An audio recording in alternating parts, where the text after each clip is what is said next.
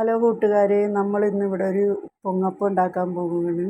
അപ്പോൾ അതാണ് നിങ്ങളെ കാണിക്കാൻ പോണം. നല്ല പഴുത്ത പഴം നോക്കി എടുത്തിട്ടുണ്ട് 3 അതരിഞ്ഞ് മിക്സിയുടെ ജാറിലിട്ട് ഒരു മുറി തേങ്ങയാണ് ചേർത്ത് കൊടുത്തത്.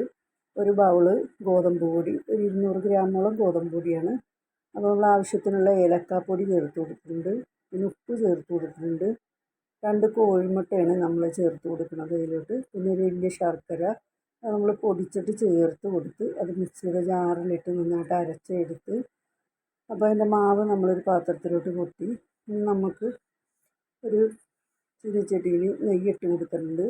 അതിൽ നല്ല തേങ്ങ ഇട്ട് കൊടുത്ത് അത് നല്ലോണം മുരിയാറായപ്പോൾ കാഷ്യൂനട്ട് ഇട്ട് കൊടുത്ത്.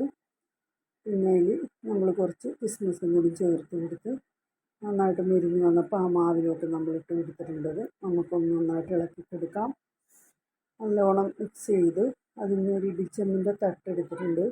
അതിൽ ഇത്തിരി വെളിച്ചെണ്ണ പുരട്ടി കൊടുക്കണം. എല്ലാത്തിനും നന്നായിട്ട് വെളിച്ചെണ്ണ പുരട്ടി എല്ലാ തട്ടിൻ്റെ അകത്ത് നമ്മൾ വെളിച്ചെണ്ണ പുരട്ടിയിട്ടാണ് ഇത് വെക്കുന്നത്. വെളിച്ചെണ്ണ പുരട്ടി നമ്മളിനി അതിലോട്ട് മാവ് ഒഴിച്ച് കൊടുത്തിട്ടുണ്ട്. ഇനി അത് നമുക്ക് ഇടിച്ചെമ്മിൻ്റെ തട്ടിൽ വെച്ച് ഇടിച്ചെമ്പിലോട്ട് വെച്ച് ആവിയിൽ പുഴുങ്ങാൻ വെച്ചിട്ടുണ്ട്. നമ്മുടെ പൊങ്ങപ്പം റെഡിയായി. ഇഷ്ടമായി ലൈക്ക് ചെയ്യ്, ഷെയർ ചെയ്യ്, സബ്സ്ക്രൈബ് ചെയ്യ്.